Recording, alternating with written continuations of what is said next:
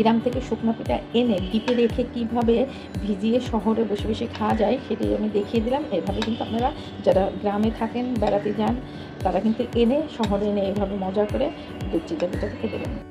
আসসালামু আলাইকুম ভিউয়ার্স, খুব মজাদার সুস্বাদু এবং শীতকালীন একটা মজার চিতই পিঠা নিয়ে হাজির হয়েছি। সেটা হচ্ছে দুধ চিতই পিঠা।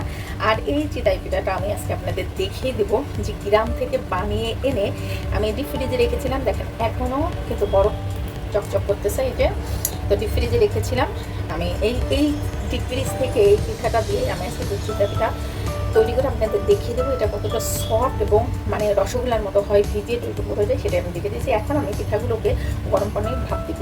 গরম পানির ভাপ দিয়ে একটা সাইডে রেখে দিয়ে চুলে আমি পানিটা বসিয়ে দিয়েছিলাম। দেখেন অলরেডি পানিটা বরফ এসে গেছে। এখন আমি ঢাকনার উপরে পিঠাটাকে দিয়ে দিই। একটা ঢাকনা দিয়ে সুন্দর করে ঢেকে দিচ্ছি যাতে করে পিঠাটা মানে পানির ভাপে সিদ্ধ হয়ে যায়। 2 কেজি দুধ নিয়েছি, দুধটাকে আগে থেকে জাল করে নিয়েছিলাম। এখন আমি দুধের ভিতরে দুধটাকে ডাইরেক্ট দিয়ে দিচ্ছি, কারণ এই দুধটা অনেক ভালো আমাদের নিজেদের হাতের তৈরি, তো সেক্ষেত্রে কোনো সমস্যা নেই আল্লাহর মতো। এখন আমি এর ভিতরে গরম মশলা দিয়ে দিলাম 3 প্রকারের। 1 চিমটি লবণ দিয়েছি, যেহেতু আমার মিষ্টি জাতীয় খাবারে লবণ খুব ভালো লাগে। এখন খুব ভালো করে নাড়াচাড়া দিতে হবে, যেহেতু গুড়টা দিয়েছি, তা নাহলে পরে গুড়টা নিচে লেগে যেতে পারে। পিঠাটা কিন্তু অলরেডি ভাপে সিদ্ধ হয়ে গেছে, আর দেখেন ফুলা ফুলা ভাব হয়ে গেছে কিন্তু। এখন আমি পিঠাটাকে নামিয়ে রেখে আরও কিছু পিঠা সিদ্ধ করে নেব। ভিউয়ার্স দেখেন অলরেডি কিন্তু দুধ আর গুড়টা কত সুন্দর জাল হয়ে গেছে। আমার দুধটা কিন্তু দেখেন কাটেনি, কারণ এই দুধটা অনেক ভালো, যেহেতু আমাদের নিজের হাতে করা, তো নিজেদের হাতে তৈরি গুড় কিন্তু খুবই ভালো থাকে। এখন আমি জালটাকে বন্ধ করে দিয়েছি, যেহেতু আমার দুধটা জ্বালানো হয়ে গেছে। ভিউয়ার্স আমি কিন্তু একদম টকবকে দুধ আর টকবকে কিন্তু পিঠা সিদ্ধ দিচ্ছি না। দুধটা একটু ঠান্ডা হয়ে গেছে, পিঠাটাও দেখেন সিদ্ধ হয়ে গেছে, একদম নরম ট্যাক করতেছে আর ঠান্ডা হয়ে গেছে। এইটাই আমি দিচ্ছি। একদম টকবকে দুধের ভিতরে ঠানো পিঠাটাই দেবেন না, তাহলে কি হয় আটা একটা ভাব এসে যায়। এখন আমি পিঠাটাকে সারা রাতের জন্য ভিজিয়ে রাখবো, কালকে আল্লাহ বাঁচায় রাখতে কালকে সকালে আমি পরিবেশন করে দেখিয়ে দিব। আমার দেখেন দুধ চিতই পিঠাটা রেডি হয়ে গেছে। আমি রাত্রে ভিজিয়ে রেখেছিলাম।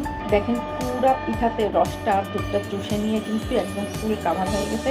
এখন আমি একটা আপনাদের দেখিয়ে দিচ্ছি এটা আসলে কতটা মজার হয়েছে আর কতটা সফট হয়েছে।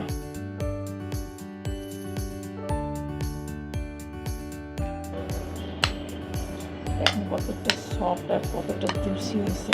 আর সফট হয়ে গেলে কিন্তু এমনিতে ধরার আগে পিঠাটা ভেঙে যায়। তো আপনারা যদি আমার চ্যানেলে নতুন হয়ে থাকেন প্লিজ আমাকে একটা সাবস্ক্রাইব করে আমার পাশে থাকবেন। ফেসবুক থেকে দেখে থাকলে একটা লাইক এবং ফলো দিয়ে আমার পেজের সাথে থাকবেন। আর বেশি বেশি কমেন্টস করবেন। আমার রেসিপিগুলো আপনাদের কাছে কেমন লাগে অবশ্যই একটু কমেন্টস করে জানিয়ে দেবেন।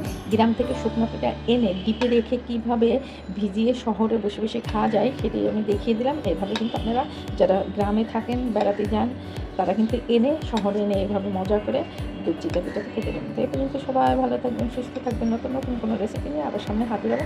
আমি একটু পিঠাটা খেয়ে দেখে আসলে কতটা টেস্ট হয়ে কতটা মজা হয়েছে। এগুলো অনেক মজার আর অনেক টেস্ট হয়েছে আর খুবই নরম সফট হয়ে গেছে। তো এই পর্যন্ত সবাই ভালো থাকবেন। আল্লাহ হাফেজ।